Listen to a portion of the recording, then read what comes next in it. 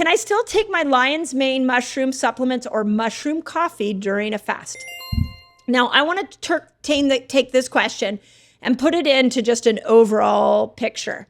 So first, if you go into a fast 24 hours or longer, I'm going to ask that you don't do supplements. Anything that's 36, 48, 72 or beyond, you're really asking the intelligence of the body to repair itself, do what it needs to do. And if we start putting any kind of supplement outside of the mineral supplements I recommend, you start messing with the intelligence. Let's let just innate intelligence do its job. Anything 24 hours or under, supplements seem to be okay because you're not going into these deep healing states at 24 and under. So your lion's mane mushroom is most likely okay. As long as it doesn't have any fillers in it or any sweeteners, you're okay. The mushroom coffee, you may not be okay. I love mushroom coffee, but please make sure it doesn't have any sweeteners in it. I would definitely, with the mushroom coffee, I would get a CGM, a continuous glucose monitor, and I would test it and see if it works for you. Otherwise, I would get a handheld one, but the mushroom coffee makes me a little nervous. I haven't seen it keep somebody in a fasted state, but again, we're all bio-individual. Okay, fifth one. I love this one too. How do I eat 1 hour after waking up if I'm shooting for 15 to 17 hours of intermittent fasting? Okay, I think I understand where this question is coming from. And it's really about when do you decide to eat? So I think this is really important because there's been a lot of interesting information in the culture, on social media lately, that we all need to be eating breakfast. So I brought Dr. Sachin Panda onto my Resetter podcast, and you can go listen to that. And he talked about how important it was not to eat within 1 hour of waking up. And the reason for that is when you first wake up, you have a lot of melatonin. And when you have a lot of melatonin, you are more insulin resistant. So you want to let melatonin come down. So you wait an hour to let melatonin come down. Now, the second part of this is I'm just going to help you think this through for yourself. I brought Dr. Stacy Sims on to my Resetter podcast, who's an exercise physiologist that specializes in menopause.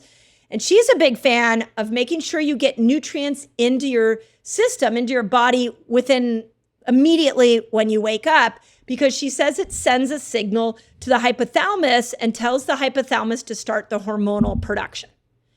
Okay, how do we rectify these two things?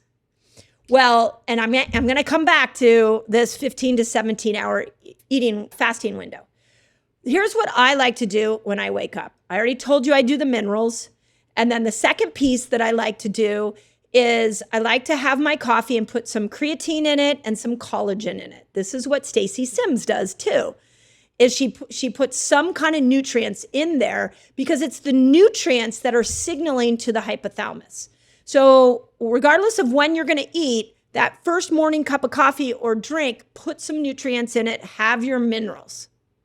Now, that is resetting the circadian rhythm and the hormonal system.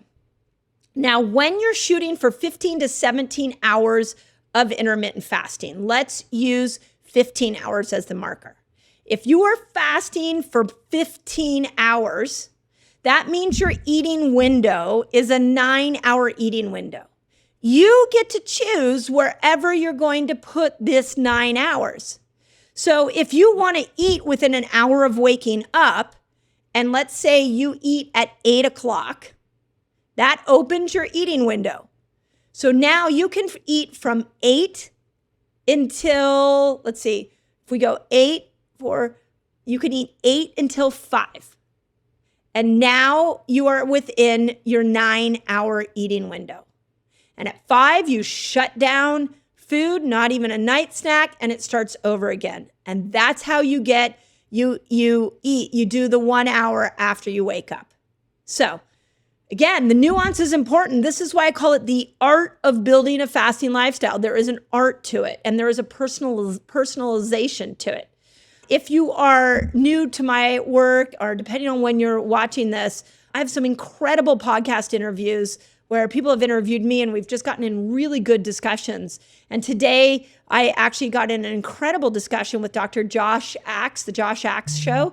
Go watch that because it was a phenomenal conversation about this exact thing, the eating window, what to eat, how to eat, really great conversation. So you can go into the nuance on that a little deeper and go listen to the Stacey Sims podcast. Go listen to the William Lee, go listen to Sachin Panda. The great thing about long format, like listening to a podcast and YouTube, is you get the nuance and now you can make the right decision for you. Okay?